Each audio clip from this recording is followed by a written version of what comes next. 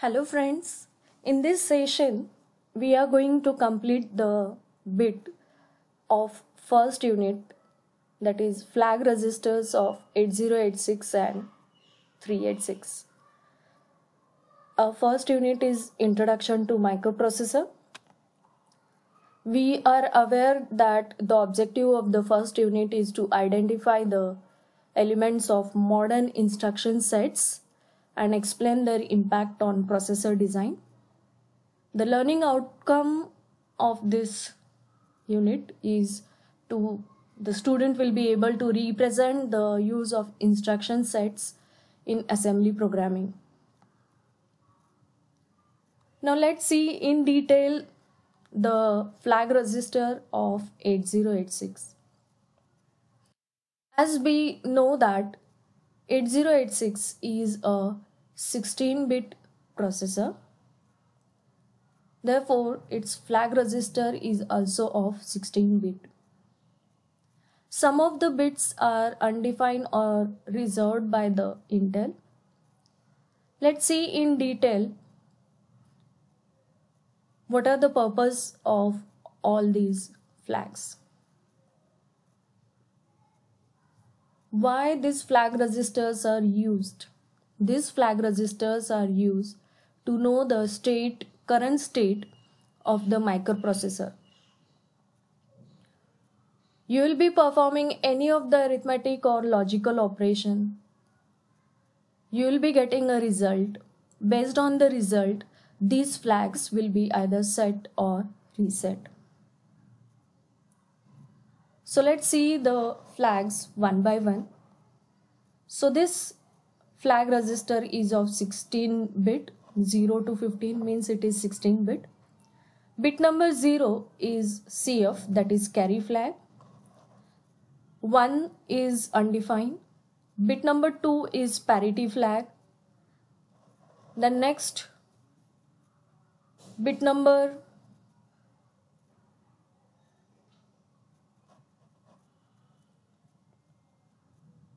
4 is auxiliary carry flag.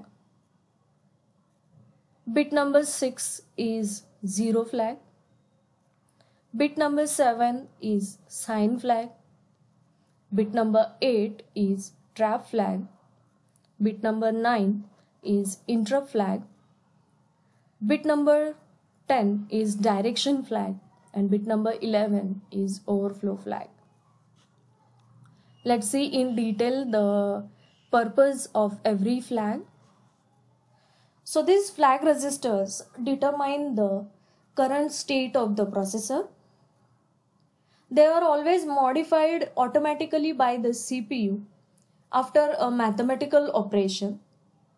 So this allows to determine the type of the result and to determine conditions to transfer control to the other parts of the program. What does it mean?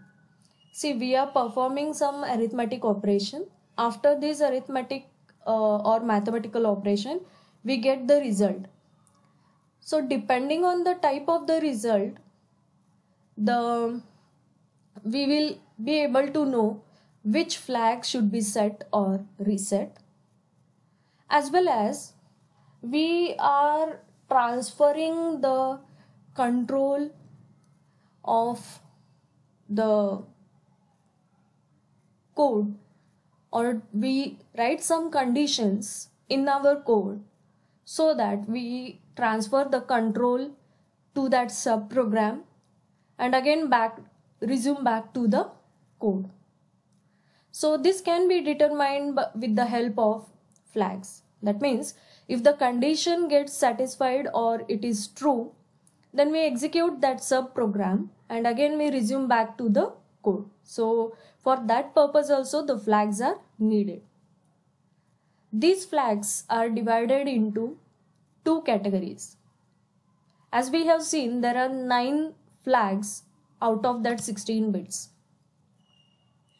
Right? So these two categories are conditional flags and control flags. So the conditional flags represent result of last arithmetic or logical instruction executed. So let's see the first conditional flag, that is carry flag. So this flag indicates an overflow condition for unsigned integer arithmetic. It is also used in multiple precision arithmetic. The next flag is auxiliary flag. It is also known as auxiliary carry flag. So if an operation performed in ALU generates a carry or borrow from lower nibble, that is D0 to D3, to upper nibble, that is D4 to D7, the AF flag is set. That is, carry given by D3 bit to D4 is auxiliary flag. So this is not a general purpose flag.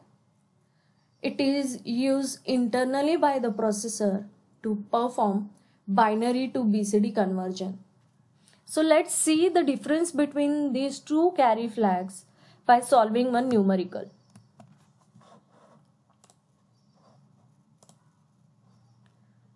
Yeah.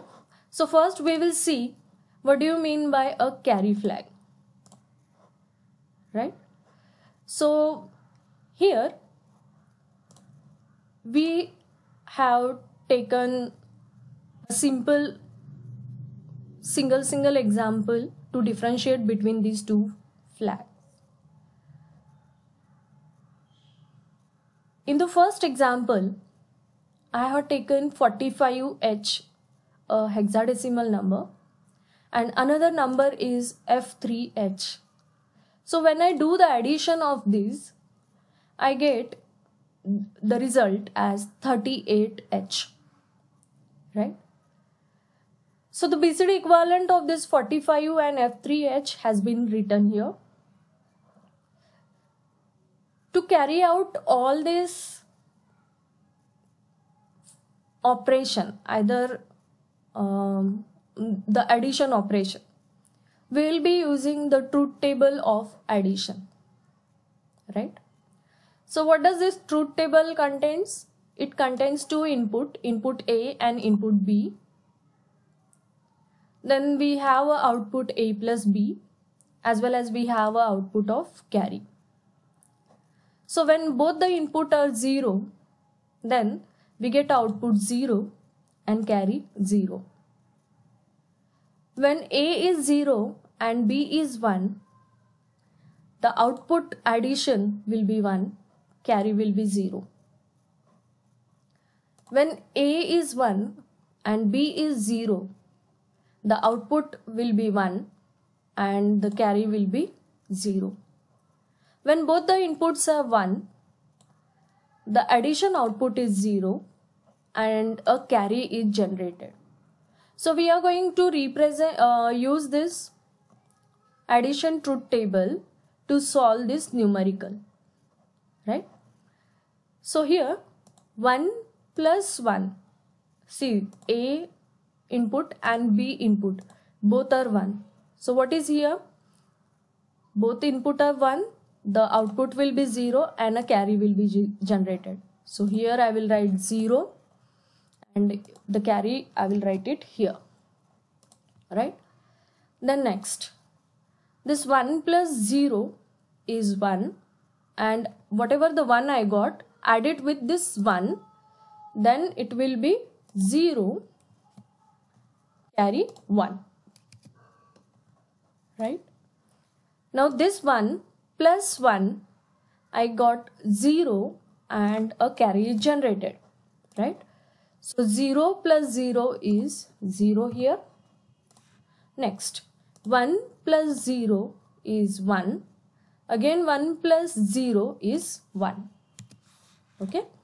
Next, 0 plus 1 is 1. Again 0 plus 1 is 1. 1 plus 1, we get 0 and we get a carry 1, right? Again 1 plus 0 is 1. That 1 plus this 1, we get output as 0 and we get a carry 1, right? So here this is an unsigned integer number. So since the result is a positive number, we ignore this carry, right? Now let's see whether we got a correct answer or not. So it is 38H. So 3 and 8. So this one is 3 and this one is 8. Right? Next, let's see auxiliary carry. So for this example, I have taken again two numbers, hexadecimal numbers 85H and 1EH. So the equivalent BCD numbers are this one. For 8 it is 1000 and 5 it is 010. Similarly for 1 it is 0001 and for E it is 1110. Now let's see the addition of these two numbers. So 1 plus 0 is 1. 0 plus 1 is again 1. 1 plus 1 is 0. Carry 1. Right? So the carry 1 plus 0, I got 1. 1 plus 1, I will get 0 and I will get here 1. Right? Now, let's see here. So these are the bits from D0 to D7. If you'll observe it properly, the carry which is generated from the lower nibble, that is D3, and it is transferred to D4, this carry is known as the auxiliary carry flag, right? So this carry highlighted in blue color is a auxiliary carry flag which has been transferred from the lower nibble to the higher nibble. So here the lower nibble is D3 and it has been transferred to the bit D4, right? So 1 plus 0, 1, 1, 1, 0, and we will get a carry 1, right? So again 1 plus 0, 1, 1 plus 0, 1, right? 0 plus 0 is 0 and 1 plus 0 is 1, right? So here this is 1010 capital A and 0011, this is 3, right? So this is the difference between carry flag and auxiliary carry flag. So we have solved these two numericals based on the truth table of the addition.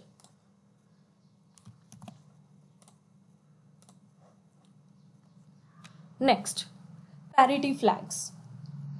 So this flag is used to indicate the parity of the result. If the lower order 8 bits of the result contains even number of ones, the parity flag is set. And for odd number of ones, the parity flag is reset, right? See, after addition, whatever the result we got, if we check the number of ones in that result, then if the number of one are even, then we say it is a even parity. At that time this parity flag is set. If the number of ones is odd, we say it is as a odd parity and the parity flag is reset. The next flag is zero flag. This flag is set if the result of the arithmetic and logical operation is 0, else it is reset. It is very simple. After any arithmetic operation, if you get the result 0, then you are going to set this flag. Sign flag. So in sign magnitude format, the sign of number is indicated by the most significant bit, right? We always know that the most significant bit, that is the bit which is present on the left hand side, will always represent the sign of the number, right? So if the result of the operation is negative, then the sign flag is set. Overflow flag. So it occurs when sign numbers are added or subtracted. An overflow flag indicates that the result has exceeded the capacity of the machine.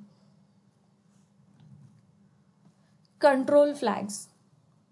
So control flags are set or reset to control the operation of the execution unit. We have seen that a control system is present in the execution unit. So whenever the control flags are set or reset, the control system will start working on that based on the output. So here the first control flag is a trap flag. See, whenever we write a code and some logical error occurs, we try to debug that code line by line. If we are aware that I want to debug this code from the line number, suppose 50, what we do, we go to that line, we highlight that line, and from that line we start debugging one by one, right?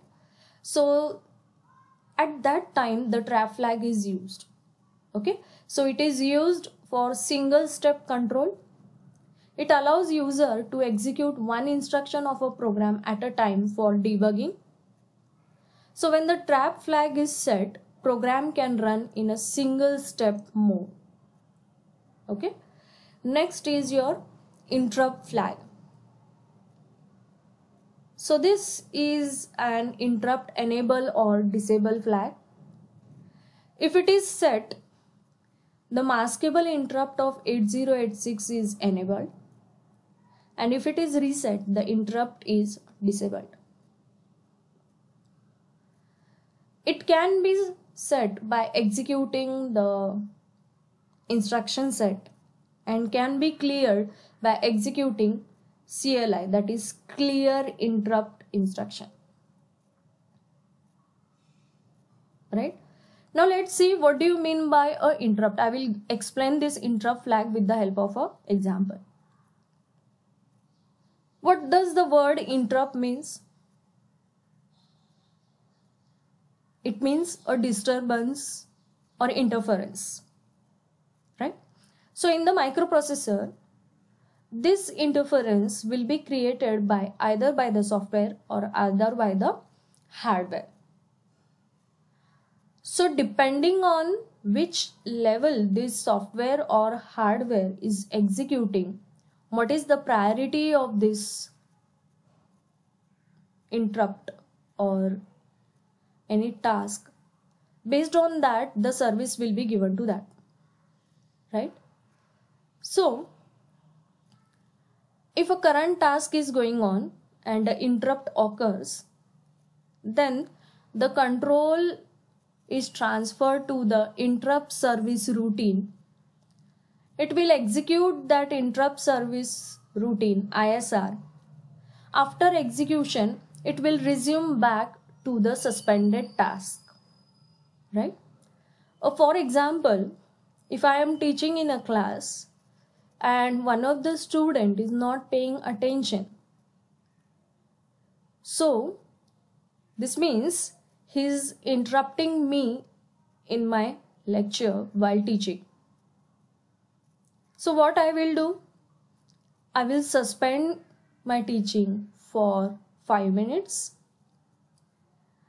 I will scold him or I will talk with him, right?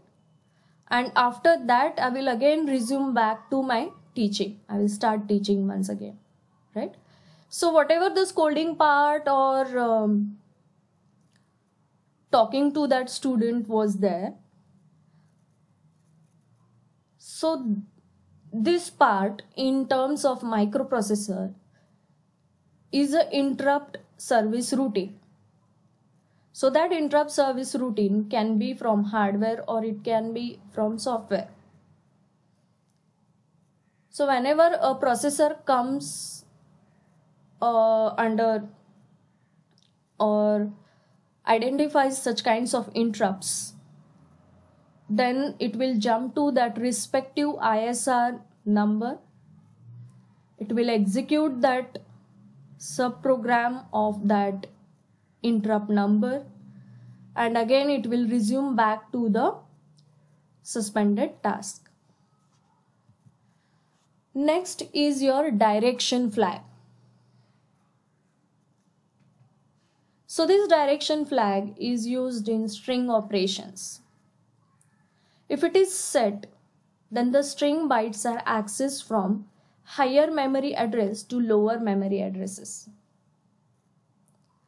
When it is reset, the string bytes are accessed from lower memory address to higher memory address. So let's see this direction flag with the help of an example.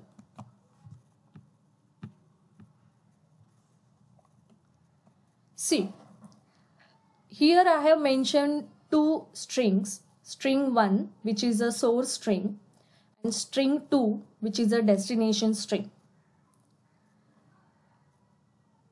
This source string has needs a pointer to read the character by character this string.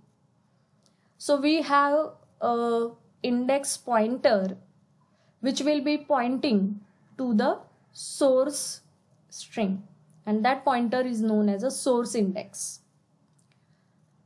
Then next, we want to copy this string into the destination string, right? To the destination string, because this destination string is vacant. What we will do? We need a pointer so that it will point to the vacant location one by one once the copy of one by one alphabets has been done or characters has been done. So if I want to read the string in the forward direction, like this VIIT, right? Then the direction flag will be set. If you want to read the string in forward direction, direction flag will be set. If you want to read the string in reverse direction, the direction flag will be reset. Suppose now I want to read the string in reverse order and paste or copy the content of the string in destination string, then what I will do? The SI will point to the last character of the source string, that is T, and it will start reading one by one. So here the direction flag is set. Sorry, it is reset. Set means if you are reading the string in a forward manner, VIIT, and if you are reading the string TIIV, then the direction flag is reset, right? I hope the concept behind the direction flag has got clear.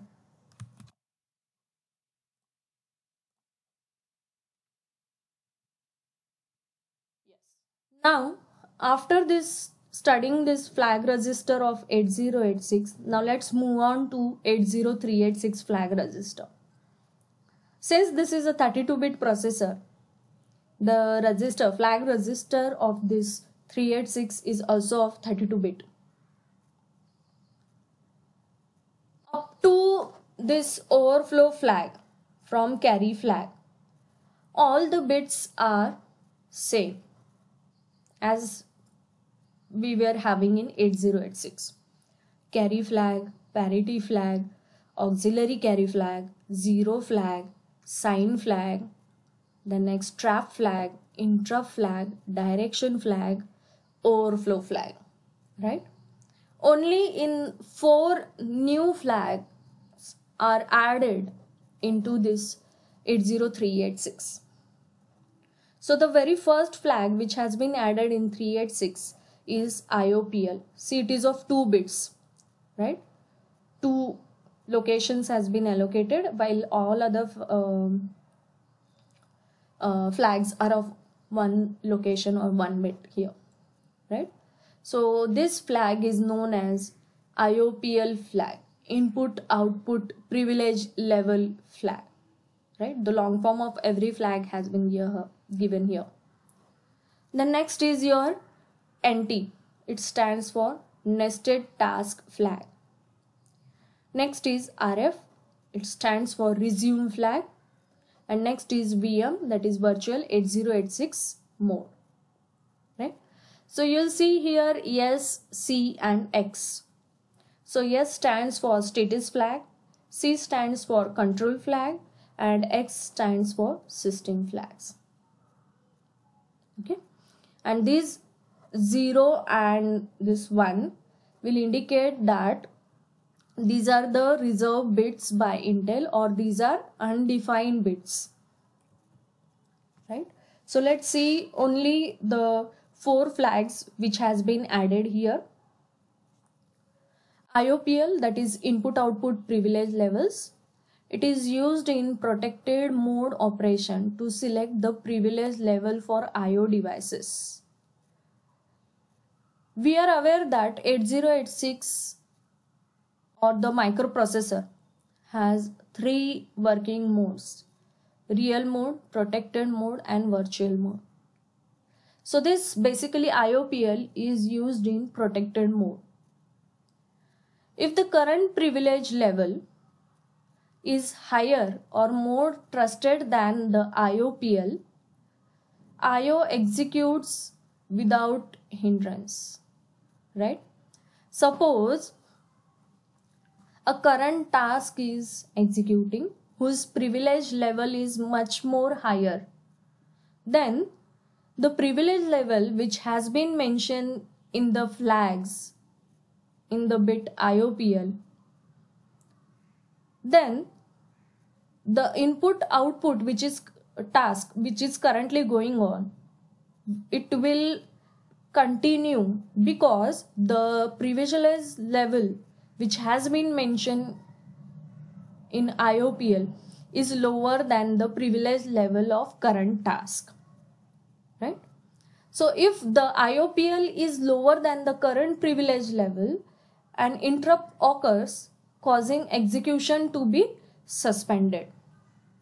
Okay, note that here the IOPL of 00 is the highest or more trusted, and IOPL of 11 is the lowest or least trusted. See here, 2 digits or 2 bits has been used to represent, therefore in the flag 2 bits has been allocated, right? So there are 0 to 3 privilege levels: 00, 01, 10 and 11 privilege levels. So this we are going to study it in the next unit.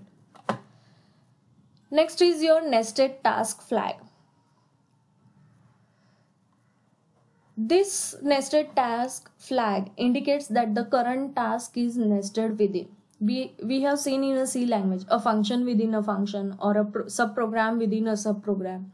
So here also there are multiple tasks which are nested within itself, right?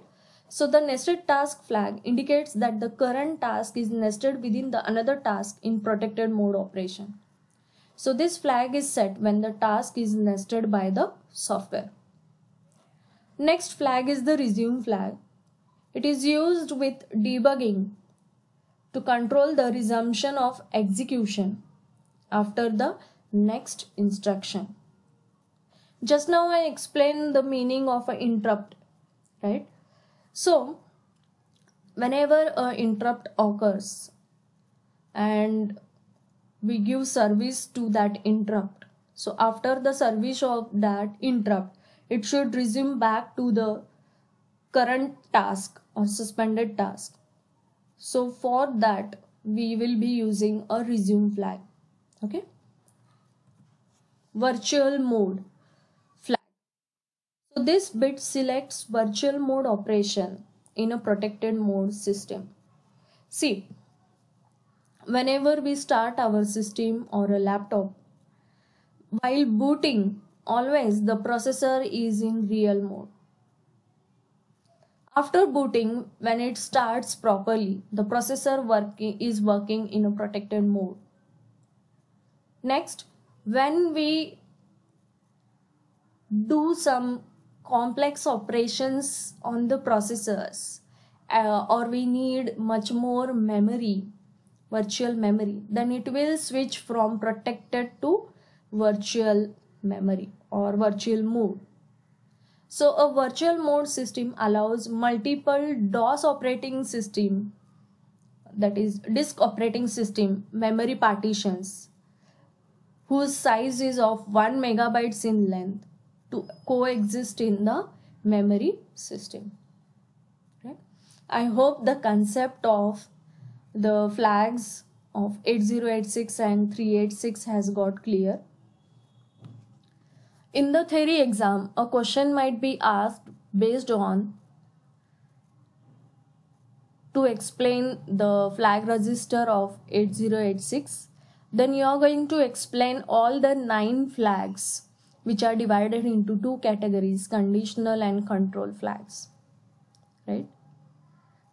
When a question has been asked to explain the flag registers of 80386, then you have to compulsory explain the 9 flags of that 8086 plus the 4 flags of 80386. That means total 12 flags you are going to explain in that question. The answer will be the expected answer for this question, that the student should explain all the 12 flags present in 386. Okay. I hope the concept has got clear. Thank you for watching this video. These are the references which I have referred for the content of flag registers. Thank you.